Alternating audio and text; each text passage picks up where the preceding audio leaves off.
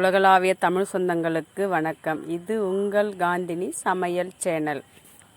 இன்னைக்கு வீட்லேயே நம்ம ஸ்வீட் பப்ஸ் தான் செய்ய போகிறோம். ஓவன் இல்லாமல் நம்ம வீட்லேயே செஞ்சுக்கலாம் ஈஸியாக. பாருங்கள், நான் ஈஸ்ட் 1 டீஸ்பூன் அளவு எடுத்திருக்கேன். இதை சேர்த்துக்கலாம். வெது வெதுப்பாக சுடு தண்ணி நம்ம இதில் சேர்த்துக்கலாங்க. ஒரு 1/2 டம்ளர் சேர்த்துக்கலாம். ரொம்ப ஹீட்டாக இருக்கக்கூடாது, சுடு தண்ணி வெது வெதுப்பாக இருந்தால் போதுங்க. இதில் சர்க்கரை ஒரு 1/2 டீஸ்பூன் நான் சேர்த்துக்கிறேன். இது ரெண்டுத்தையும் சேர்த்து நல்லா கலந்து விட்டுருங்க. ஒரு 10 நிமிஷம் இப்படியே ஊறிட்டு இருக்கட்டும்.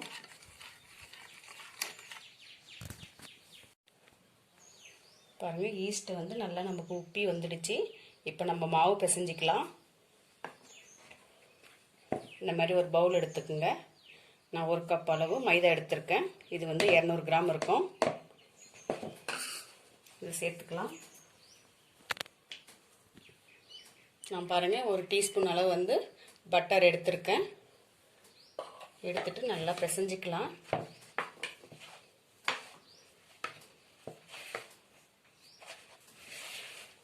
கட்டிகள் இல்லாமல் ஃபர்ஸ்ட்லேயே நல்லா இந்த மாதிரி பிசைஞ்சிக்கலாம்.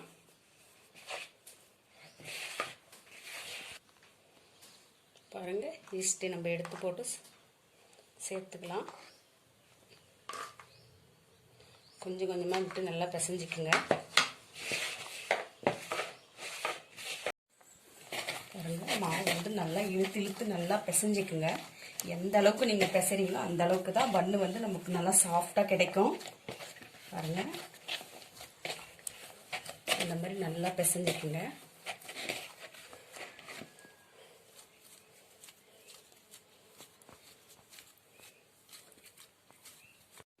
மாவு நல்லா நம்ம பிசைஞ்சிட்டோம். லைட்டாக இந்த பவுலில் எண்ணெய் போட்டுக்கலாம். மேலே வச்சிடலாங்க. வச்சுட்டு அதுக்கு மேலே லைட்டாக நம்ம எண்ணெய் போட்டுக்கலாம். மாவு நமக்கு டபுள் ஆகிடும். ஈர டவல் போட்டு நம்ம மூடி வச்சிடலாங்க. 1 மணி நேரம் நம்ம வெயிட் பண்ணுவோம். நம்ம உள்ளார வைக்கிறதுக்கு ஸ்டஃபிங் ரெடி பண்ணிக்கலாம். நான் பாருங்கள், ப்ரெட் எடுத்திருக்கேன். நம்ம ஒரு 3 பீஸ் ப்ரெட் எடுத்துக்கலாம். எடுத்துட்டு இதை நல்லா தூள் பண்ணிக்கலாங்க. நல்லா பொடியாக நம்ம தூள் பண்ணிக்கணும். ப்ரெட்டு நம்ம நல்லா தூள் பண்ணிட்டோம். நான் டூட்டி ஃப்ரூட்டி எடுத்திருக்கேன். இதை சேர்த்து நல்லா கலந்துக்கலாம். பாருங்கள், நான் தேங்காய் துருவி வச்சுருக்கேன். இதை சேர்த்துக்கலாம். இதெல்லாம் சேர்த்துட்டு நல்லா கலந்துக்கலாம். பாருங்கள், நான் ஜாம் வாங்கி வச்சுருக்கேன். அதை சேர்த்துக்கலாம்.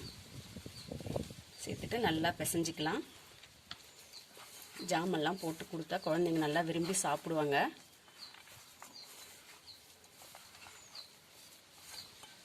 இதிலே நம்ம ஒரு பிஞ்சளவு ஃபுட் கலர் சேர்த்துக்கலாம். சேர்த்துட்டு நல்லா கலந்துக்குங்க. சர்க்கரை கொஞ்சமாக இதிலே சேர்த்து கலந்துக்கலாம். நீங்கள் நிறைய செய்கிற மாதிரியா இருந்தால் கொஞ்சம் தண்ணி ஆட் பண்ணி அதுக்கப்புறம் ஊற்றி சேர்த்து கலந்துக்குங்க. பாருங்கள், வெண்ணிலா எசன்ஸ் போடுறேன். ஒரு 2 ட்ராப்ஸ் விட்டுடலாம். இதையும் போட்டுட்டு நல்லா கலந்து விட்டுருங்க.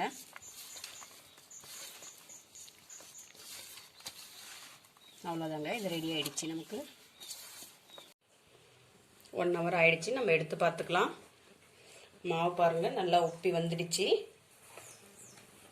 பாருங்கள், நல்லா பிசைஞ்சிக்கலாம். இப்போது பாருங்கள், பார்க்கவே எவ்வளோ சாஃப்டாக இருக்குன்னு.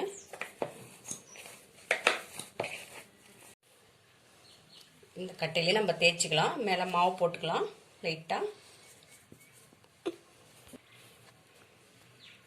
மேலே வச்சு இதுக்கு மேலே லைட்டாக நம்ம மாவு போட்டுக்கலாங்க.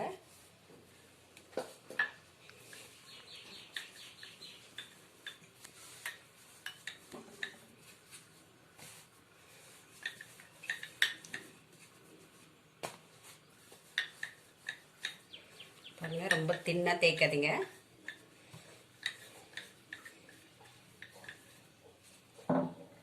இந்த அளவுக்கு தேய்ச்சிக்கலாம்.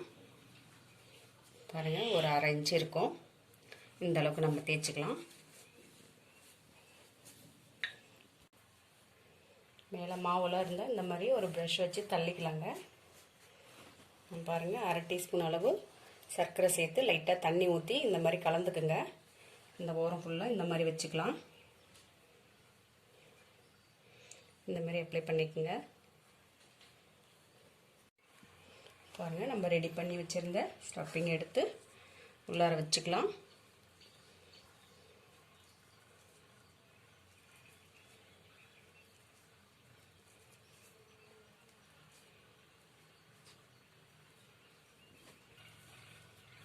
பாருங்கள், இந்த மாதிரி முனையை வந்து இந்த மாதிரி அமுத்தி விட்டுக்குங்க.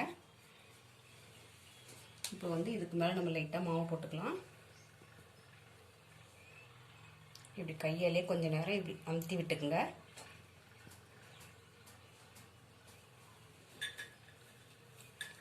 அதுக்கப்புறமா நம்ம கட்டை வச்சு லைட்டாக மெதுவாக பண்ணுங்க. பாருங்கள், இந்த அளவுக்கு நம்ம தேய்ச்சிக்கணும். தேய்ச்சிட்டு இது வந்து ஒரு 10 நிமிஷம் ஈர டவல் போட்டு மூடி வச்சிடலாங்க.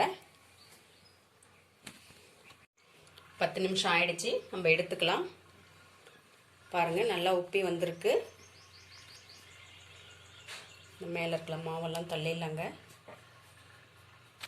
நான் வந்து பால் எடுத்திருக்கேன், அதை வந்து மேலே அப்ளை பண்ணிக்கலாம். பாருங்கள், இந்த மாதிரி பண்ணிக்கலாம். இப்போ தான் நமக்கு வந்து சாஃப்டாக இருக்கும்.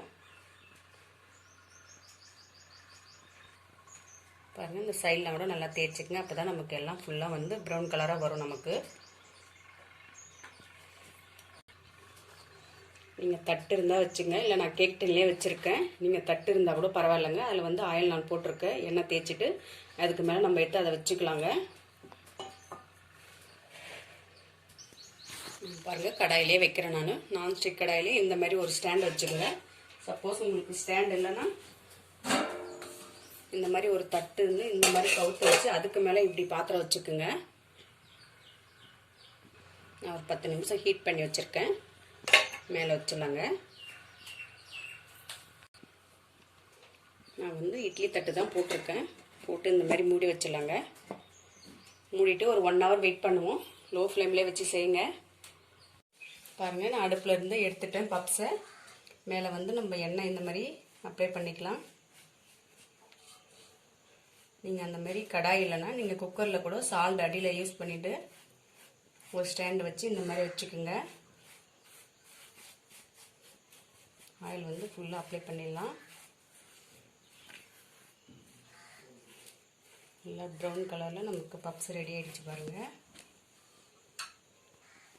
இப்போ வந்து பப்ஸ் நம்ம கட் பண்ணி பார்க்கலாம்.